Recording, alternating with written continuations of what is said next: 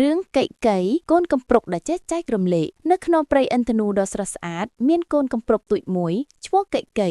កៃចូលចិត្តលោតចុះឡើងតាមមែកឈើដើម្បីរើសគ្រាប់ឈើធម្មតាថ្ងៃមួយកៃបានលោតទៅដល់គល់ឈើចាស់មួយហើយប្រទះឃើញផ្លែបឺរីពណ៌មាសដ៏ធំមួយផ្លែដែលបញ្ចេញពន្លឺភ្លឺផ្លែតយ៉ាងស្រស់ស្អាតកៃរីករាយណាស់ហើយគិតថាផ្លែនេះធំហើយផ្អែមណាស់ខ្ញុំត្រូវតែលាក់ទុកស៊ីម្នាក់ឯងហើយកៃក៏រត់យកផ្លែបឺរីនោះទៅលាក់ទុកក្រោមស្លឹកឈើធំមួយសន្ទុះក្រោយមកសត្វទន្សាយទូចមួយឈ្មោះនំនិងសត្វត្រដប់មួយឈ្មោះសុកក៏ដើរមកដល់ហើយនិយាយថាកៃពួកយើងឃ្លានណាស់ព្រោះយើងរកចំណីមិនទាន់បានតើឯងមានចំណីអ្វីខ្លះទេ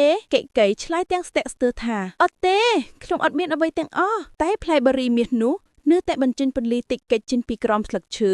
ហើយធ្វើឲ្យកៃមានអារម្មណ៍ថាខ្លួនឯងគូហកមិត្តភក្តិកៃឃើញទឹកមុខមិត្តភក្តិរបស់គេមើលទៅគួរឲ្យអាណិតក៏សម្រេចចិត្តថាមិនអីទេ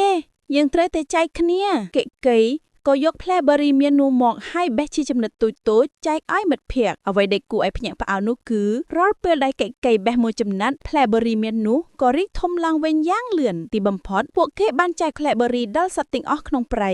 រហូតដល់គ្រប់គ្នាឆ្អែតហើយកៃក៏មានអារម្មណ៍រីករាយជាងពេលដែលគេចង់លាក់ទុកស៊ីម្នាក់ឯងទៅទៀតមេរៀនអប់រំសុភមង្គលពិតប្រាកដមិនមែនបានមកពីការលាក់ទុកនោះទេតែបានមកពីការចែករំលែកដោយក្តីស្រឡាញ់និងសប្បុរសធម៌